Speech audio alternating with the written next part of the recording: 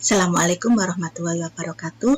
Kita ketemu lagi dalam pelajaran daring untuk hari ini. Dimanapun kalian berada, mudah-mudahan kalian dalam kondisi sehat-sehat selalu ya, dan tidak kekurangan apapun. Nah, marilah kita mulai pelajaran hari ini.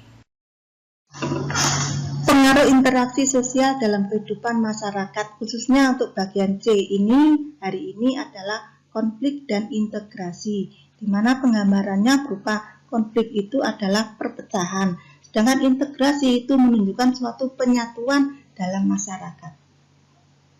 Nanti kalau selesai, ini adalah gambar dari bentuk konflik sosial dari masyarakat. Sedangkan penggambaran dari integrasi, ini ada beberapa dari bagian Pancasila, ada 5 bagian, itu terintegrasi dalam suatu pemahaman dari pedoman bangsa Indonesia. Untuk tujuan pembelajaran hari ini, kalian diharapkan setelah mempelajari pelajaran ini ya, kalian diharapkan bisa menjelaskan pengaruh interaksi sosial terhadap integrasi dan konflik. Konflik itu sendiri adalah merupakan suatu pengertian dari suatu proses sosial atau kondisi masyarakat antara 2 orang atau lebih, ya, yang berusaha saling menyingkirkan, saling menjatuhkan dengan jalan menghancurkan pihak lawan atau minimal membuat lawannya tidak berdaya. Berikut ini saya berikan tentang bentuk-bentuk konflik sosial dalam bentuk animasi. Di sini dapat diketahui bahwa konflik ada beberapa bentuk. Yang pertama adalah antar individu, di mana 2 orang individu ini digambarkan 2 orang wanita cewek yang sedang terjadi konflik jambak-jambakan. Ini kan menunjukkan saling menghancurkan antar individu, kepentingan individu. Sedangkan yang nomor 2 itu antar kelompok.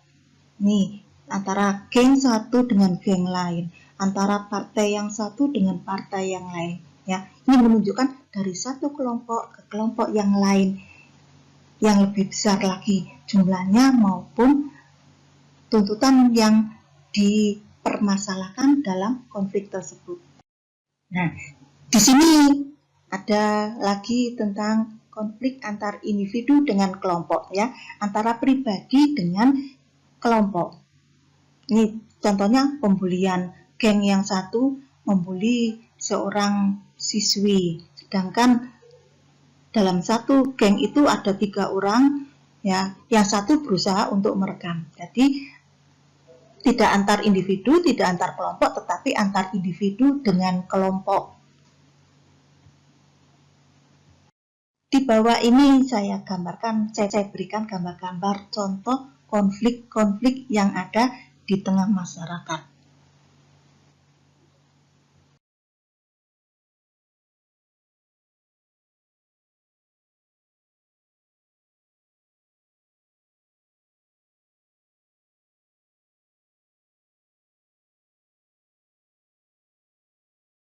Nah, ini kemudian apa yang menjadi penyebab, faktor-faktor penyebab terjadinya konflik sosial, ya.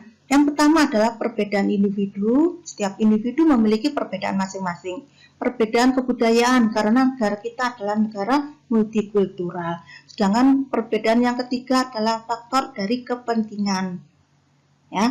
Dan yang keempat, perubahan peraturan yang berlaku.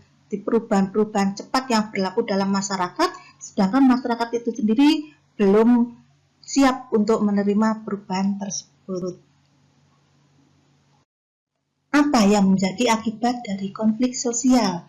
Ya, dalam masyarakat kalau terjadi suatu konflik, apa akibatnya?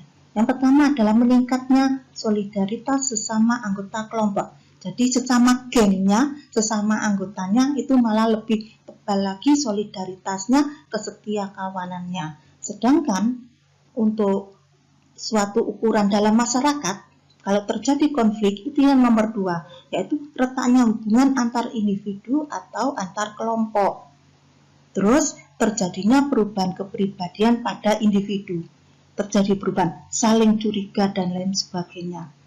Yang keempat, itu rusaknya harta benda. Jelas ya, kalau terjadi konflik, itu rusak harta benda, bahkan hilang nyawa.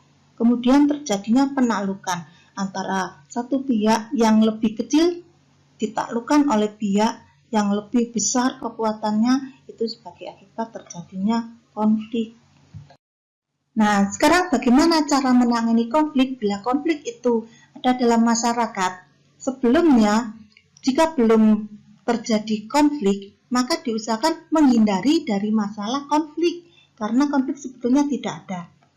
Tuh, yang pertama. Kalau yang kedua, bagaimana jika terjadi konflik? Sudah ada dalam masyarakat, ya. Nah, jika terjadi, itu bagaimana cara memutuskan biar tidak terjadi konflik secara berkepanjangan? Itu dengan cara memaksakan kehendak agar konflik harus berakhir. Maksudnya apa? Itu kalau contoh-contoh dalam masyarakat secara coercion, tokoh-tokoh yang terlibat dalam konflik itu ditangkap oleh pihak keamanan, kemudian ditanyai. Tuh, ya, jadi agar tidak terus menjalar, merembet menjadi lebih luas lagi. Yang ketiga itu menyesuaikan kepada keinginan orang lain. Tuntutan-tuntutan yang terjadi pada konflik itu dikurangi. Terus yang keempat, tawar-menawar atau bargaining dengan mengorbankan tujuan masing-masing. Biasanya orang terjadi konflik itu tuntutannya tinggi-tinggi sekali dan banyak. Nah, itu mana yang bisa dipadukan dengan kelompok yang lain? Ya, jadi tuntutannya saling mengurangi, terus timbul satu penyesuaian pemahaman. Ini sehingga dapat dikurangi. Yang terakhir dengan cara kolaborasi atau bekerja sama, sehingga dengan kerjasama konflik itu dapat terselesaikan. Nah, kita membahas tentang integrasi. Ini pemahamannya itu berlawanan dengan konflik. Kalau integrasi tadi sudah saya singgung, itu berupa kondisi masyarakat yang saling menyatu, terjadinya penyatuan dalam masyarakat sehingga timbul satu tujuan yang akan dicapai. Nah, pengertiannya sendiri adalah proses penyesuaian unsur-unsur yang berbeda di masyarakat dan memiliki keserasian fungsi. Perhatikan gambar-gambar di bawah ini yang mewakili dari penjelasan Bu Ratna tadi.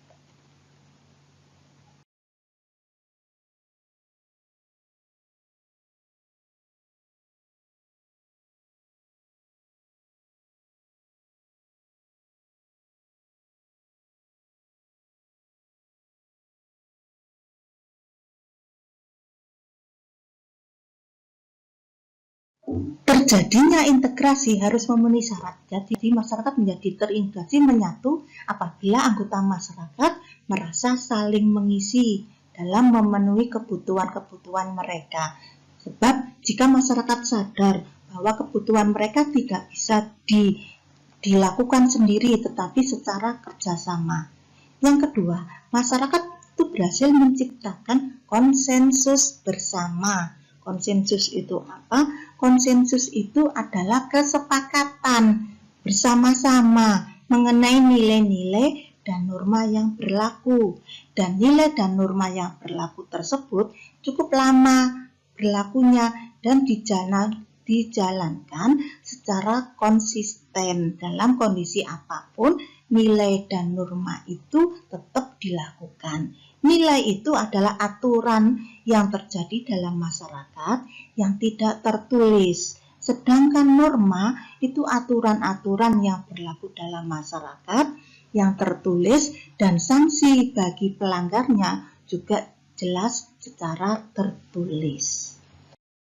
Nah, dari penjelasan tadi dapat disimpulkan bahwa konflik adalah proses sosial, kondisi masyarakat yang menunjukkan kondisi perpecahan dalam masyarakat. Sedangkan integrasi itu adalah proses sosial atau kondisi sosial masyarakat yang menggambarkan kondisi masyarakat itu tercerai-berai, ya, tidak ada penyatuan sehingga tujuan bersama tidak tercapai. Nah, anak-anak sudah mulai paham ya? Sudah mulai pahami, mengerti ya? Untuk lebih paham lagi, untuk lebih jelas lagi, kalian masih bisa memutar lagi berulang-ulang dan mempelajari materi kembali. Berhubung waktunya sudah habis, mari kita ucapkan Alhamdulillahirobbilalamin.